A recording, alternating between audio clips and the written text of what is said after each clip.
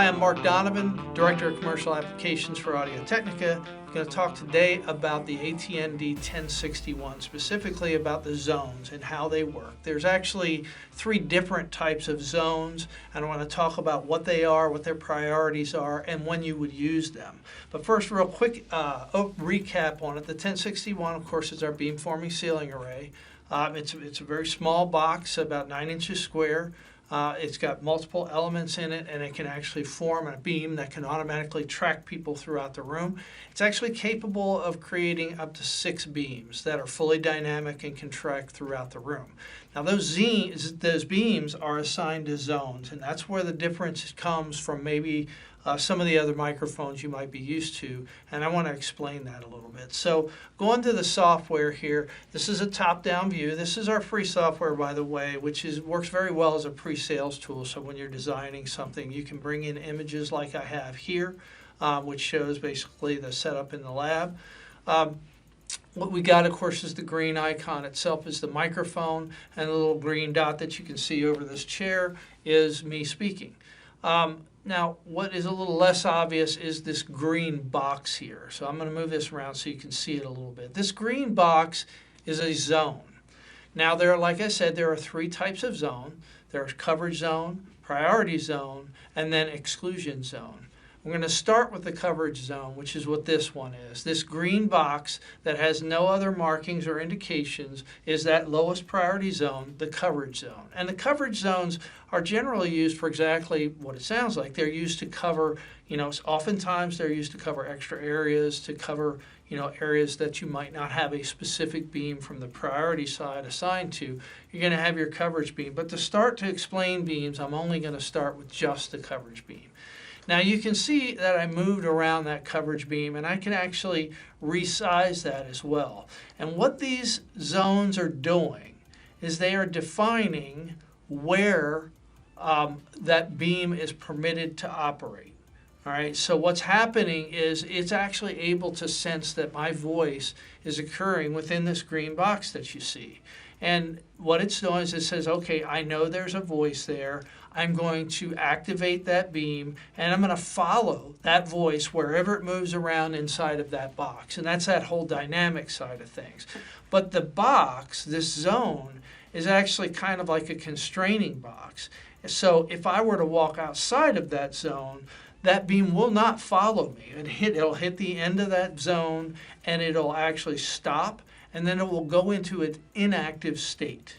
And the inactive state is actually something that you can define. By default, it's 14 dB down. And I'll actually show that to you right now. So right now, I'm in the middle of that zone. You can see that green dot. It's active, but as I stand up and I move, it's still, I'm inside of the zone, but when I move down here to the edge of the table, to the corner here, I'm actually outside of that zone now.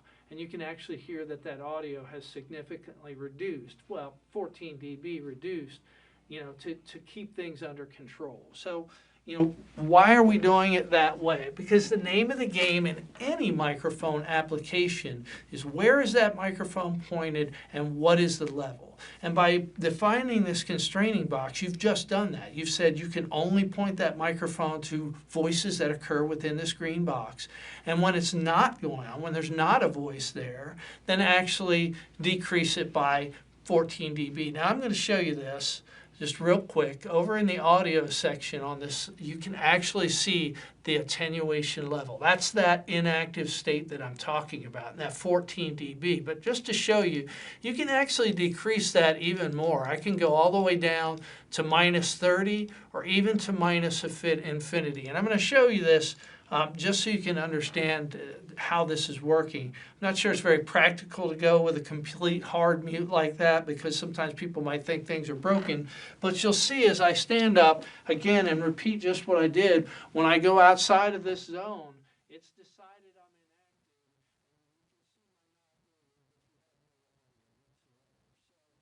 I'm inactive. I was still running my mouth there even though it was a little bit hard to tell. So that's just how significantly you can control what the audio is doing. And so I'm going to actually switch that back to a little bit of a more conservative number instead of infinity, I'm actually going to take it to minus 20. Minus 20 is a good number that I like. So that's what the box is doing. It's controlling that. Now, all your zones, you can actually decide, okay, well, I'm going to create different zones throughout different areas in the room. But that's where you start talking about the second type of zone. Now, first type of zone, the coverage zone. The second type is called a priority zone. Now, I'm going to open this one up just a little bit just for visual here. And try not to move the microphone while I'm doing it.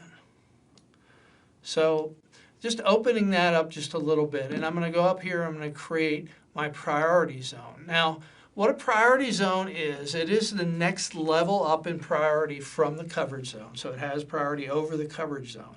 And it allows you to fine-tune, again, that where is a beam pointed and where is, and what is its level. And these priority zones, you have priority 2, 3, 4, 5, and 6. And that covers out all the additional beams that you have available. So the coverage zone is actually beam number 1. And priority 2, 3, 4, 5, and 6 are the remaining priority beams, or the remaining beams. And you can see that if I draw a square right directly over where my seat is right now, you can see it's come up, it says channel 2. And that's a priority zone. So what does that actually mean?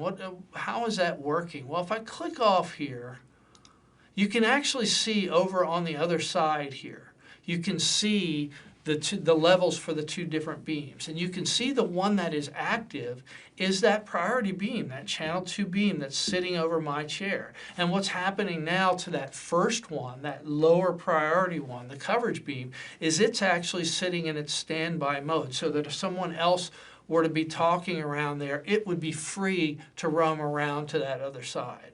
And so that's where you're talking about making sure that the important people in the room are covered. So you got a CEO at the head of the table. You want to make sure there's a priority zone on that person so that that beam, in this case that channel 2 beam, can only cover that area, only within that box that you see. And you'll see, as I'm going to do this again one more time, get up and walk down to the edge here.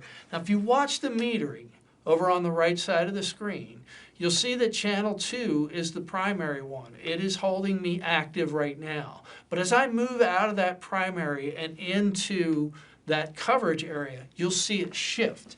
And actually, you won't really hear it shift as I move from one to the other. So now I go through, and this is the auto mixer that we have built inside of this. By the way, there's another video on the YouTube channel that actually does talk about the DSP built into this. But you can see how it's shifted over to the coverage zone, and that priority zone has gone quiet again. And you'll see, of course, as I shift back inside of here. So this is the different zones that you have. And I could draw, many more of these priority zones. Again, you've got, 5 beams that are assigned for priority beams, so I could position them over different chairs in a room and things like that. Now, let's talk about the third type of zone. The third type of zone is known as an exclusion zone. Now, what's an important thing to note about an exclusion zone is that this is not a phase cancellation zone. It is not some cone of silence. It is merely an override for a particular area in space that says, I don't care whether you hear a voice in there, whether you know it's a voice, do not activate any beams within this zone. So for an example, I'll go ahead and draw this exclusion area over the corner where I was talking before. And you can see, let me unclick this, that right now I've got 2 beams here. I've got that channel 2 beam is active. Now what happens when I go walk into that exclusion area? So now I've walked into the exclusion area, and you'll actually see that both channels have gone into the inactive mode because it knows, actually I'm going to step back out here. I know that we've lost about 20 dB there. So while I was inside of that exclusion zone, it knows, hey, do not pay attention to that. So what do you use exclusion zones for? Obviously the priority zones we were using for important people. So what are exclusion zones for? Well, they're for things that you just don't want picking up. For example, if I had a situation where, let's say I had some seating off to the side where somebody was, and you didn't want to pick them up, And it very often happens, and you can kind of see in the upper right-hand corner, this is where the door into this room is. But if you have a door that's open, and quite possibly that microphone could reach out and pick up somebody talking in the hallway, by putting an exclusion zone in place, you're actually going to stop it from picking up that voice. So you'll prevent, what's going to do is going to prevent that beam from being dragged over to where you don't want it to be. So that's kind of an overview of the 3 different zones that we have. It really has nothing to do with like beam width or anything. It doesn't have anything to do with phase cancellation. What you're doing is you're defining the area in the room that is important enough to you to assign a microphone beam to it. And if you don't have a zone assigned, or if you have an exclusion zone, then that beam will never go to those areas because you have not deemed it important enough to have a beam created for it. So that's just kind of an overview. It is a little bit different how we deal with zones as opposed to some of our competitors, but it does give you a lot of flexibility in using these 3 different priority pieces to make sure that the people that need to be picked up are picked up and that your audio is as clear as it can possibly be going down the other end. So that's it, a wrap up on a brief overview of zones in the ATND1061. Thank you. Ta-da.